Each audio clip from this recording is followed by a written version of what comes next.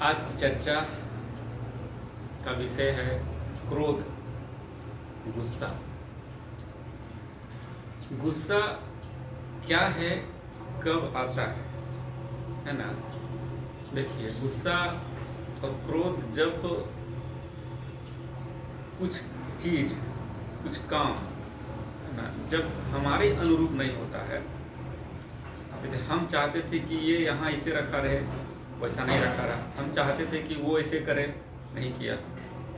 तो जब कोई भी काम हमारे अनुरूप नहीं होता है ना, हमारी इच्छा के अनुसार नहीं होता है, तो क्रोध आता है, गुस्सा आता है। तो क्या गुस्सा अच्छा है और क्या गुस्सा बुरा है ना? अच्छा भी हो सकता है और बुरा भी होता है। तो अच्छा इस सेंस में कि जब उस गुस्से पे आपका नियंत्रण हो। नियंत्रण मतलब आप जो बोल रहे हैं, है ना, उस पे आपका पूरी तरह से नियंत्रण। तो देखिए, गुस्सा अच्छा कब होता है? जब आप अपना सम्मान, स्वाभिमान बचाने के लिए गुस्सा करते हैं। स्वाभिमान बोले तो जैसे जो काम हम नहीं किए और उसमें आपको बोला जा रहा है कि नहीं, आप तुम यही किया है, और आप पूरी तरह से आश्वस्त हैं कि ये काम हम नहीं किए हैं, हम पे आरोपित किया जा रहा है। तो सबसे पहली बात तो अगर इस तरह का सिचुएशन आता है तो सबसे पहले उस जगह को लोगों को त्याग कर देना चाहिए कि हम नहीं किए। तो उस समय अगर आपको आता है गुस्सा, तो आप अपना स्वाभिमान बचाने के लिए गुस्सा करते हो, वो तो उस इसमें आपका नियंत्रण होता है, वो ठीक है ना। लेकिन ये गुस्सा होता है, गुस्सा जो है वो जिसमें आपका नियंत्रण नहीं होता है, वो तो आपके लिए बहुत नुकसान करता है ना। तो इसमें गुस्सा आम बोलचाल में बोलते हैं ना कि दूसरों की गलतियों की सजा अपने आप को देना। गलती को दूसरा करे और उसके सजा अपने आप को देना, है ना। तो इसमें क्या है कि इच्छा से हट जाना कि ये जो कर रहा, ठीक है। जैसे आप अच्छा और बुरा काम कैसे मानते हैं आप किसी चीज़ को कि अच्छा किया, मेरे अनुसार नहीं किया इसीलिए बुरा हो गया, उसमें वो गुस्सा आ गया। तो आपको आपका जो इंद्रिय जो है, आँख, नाक, कान, ये पूर्ण नहीं है। अगर आप मान लीजिए कि आप एक सिक्का को देखते हैं तो आप एक ही पहलू देख पाएंगे, हेड या टेल, दोनों पहलू एक साथ नहीं देख पाएंगे।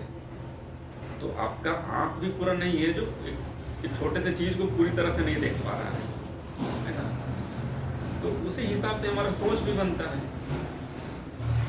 तो जब आपने इंद्रियों पे ही पूरी तरह से आपका ये नहीं है, आप नियंत्रण नहीं है, या आप पूरी तरह से नहीं देख पाते हैं, तो अपने ज्ञान को पूरा कैसे कह सकते हैं आप, है ना।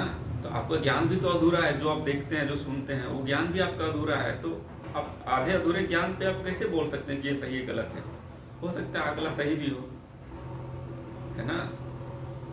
तो सबसे बड़ी चीज़ ये है कि एक जो गुस्सा है वो नकारात्मक ऊर्जा है। वो आपके शरीर को, आपके हार्मोन को, है ना, आपके जो अनैच्छिक क्रिया जो होती है, जैसे खाना पाचन होना, है ना, खाना का पाचन होना, हार्ट का बीट होना, दिल धड़कना, है ना, और ये सब जैसे अनैच्छिक क्रिया, जो छींक आना, है ना, ये सब चीज़ अनैच्छिक क्रिया है। इसमें हमारा नियंत्रण नहीं होता है। सांस लेना, है ना, ये सब हमारे नियंत्रण में नहीं होता है। तो ये नकारात्मक ऊर्जा एक जहर की तरह काम करता है। आपके जो अनैच्छिक क्रिया पे ये अस्त व्यस्त कर देगा, है ना। नकारात्मक ऊर्जा वो जहर है, जहर अंदर जाएगा शरीर के अंदर, तो वो अपना प्रभाव दिखाएगा ना। तो इसीलिए क्या होता है कि पूरे आपके हार्मोन्स को अस्त व्यस्त करने के कारण आपके जो जबान है, जो बोलते हैं, और जो दिमाग है, जहाँ से सोच के बोलते हैं, वो दोनों के बीच का जो कनेक्शन होता है ना, वो तोड़ देता है। तो देखिए कि गुस्सा में आप जब भी किसी को कुछ बोलते हैं तो अपना दिमाग वहाँ पे इस्तेमाल नहीं हो रहा। आप जो भी कुछ बोलते जा रहे हैं, उसमें आपका नियंत्रण नहीं होता है, कनेक्शन पूरी तरह से टूट गया। अब क्या बोल रहे हैं आपको खुद समझ नहीं आ रहा है कि हम क्या बोल रहे हैं, है ना। तो बाद में क्या होता है कि वो पछतावा होता है आपको, कि बाद में अकेले बैठते हैं शांति से कहीं, तो आप सोचते हैं उस विषय में कि मेरा तो यहाँ पे गलती नहीं था, है ना, और हम इसे ऐसे बोल दिए। तो आप उसको जाके माफ़ी मांगते हैं ना कि अब मेरा गलती था, अब हम आपको ऐसे ऐसे बोल दिए, माफ़ी मांगते हैं आप। तो अल्टीमेटली वो पछतावा में ही ख़त्म होता है। आप तो माफ़ी मांग लिए, उसके बाद जो भी नकारात्मक ऊर्जा था आप निकाल दिए उस चीज़ों को, है ना, आप भाव के थ्रू निकाल दिए कि अब माफ़ी मांग लिया। एक तरीका है, ऊर्जा को निकाल दिए उस चीज़ को, है ना, दिमाग उसको खाली कर दिए उस चीज़ से। लेकिन जो अहंकार है, जिसमें अहंकारी व्यक्ति है कि हम क्यों माफ़ी मांगे, हमारा गलती नहीं है, क्योंकि अपना का गलती तो किसी को नहीं दिखता है ना, अपना स्वयं का गलती नहीं दिखता है, दूसरे का गलती हमको हमेशा दिखता है।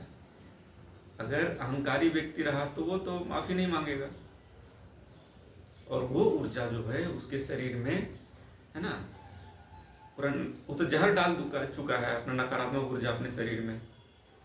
तो उसका शरीर जो है वो ऊर्जा कहीं निकला नहीं, शरीर के अंदर ही रह गया।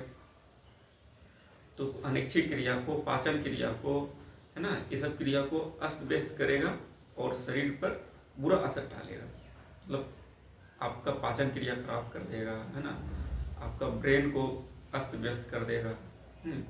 तो ये सब चीज़ करेगा आप, मतलब कि आपका अल्टीमेटली नुकसान ही करेगा, वो अल्टीमेटली नुकसान ही करेगा, है ना।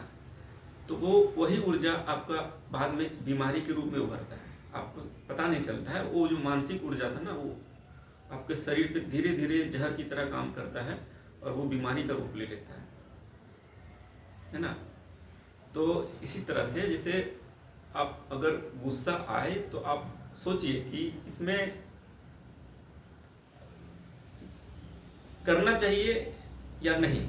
अगर आपका स्वाभिमान का बात हो तो थोड़ा करना चाहिए जिसमें आपका नियंत्रण हो। नहीं, अगर नियंत्रण नहीं है तो फिर वो आपको अल्टीमेटली नुकसान ही पहुंचाएगा और आखिरकार वो पछतावे में ही खत्म होगा, है ना। तो ये था गुस्सा, ये था क्रोध। करना भी चाहिए, नहीं भी करना चाहिए, है ना। जनरली क्या होता है कि हमारे शरीर को गुस्सा किसी न किसी भाव में, रूप में ना नुकसान ही पहुंचाता है। तो चीज़ों को देखिए, है ना, चीज़ों को सिर्फ देखिए। आपको हर चीज़ पे नियंत्रण नहीं है ना, कंट्रोल आपका हर चीज़ पे नहीं है। हम मान बैठते हैं कि हमारा इसमें नियंत्रण है, हम ये करना चाहते हैं, हम ये जो चाहते थे, ऐसे यहाँ पे कौन रख दिया। तो ये सब चीज़ों पे आपका हर चीज़ पे नियंत्रण नहीं है, आप ये क्यों मान बैठे हैं। तो चीज़ों को समझिए और इससे, क्रोध से बचिए अल्टीमेटली। तो ये है आज का विषय, क्रोध ना। आज के लिए इतना ही।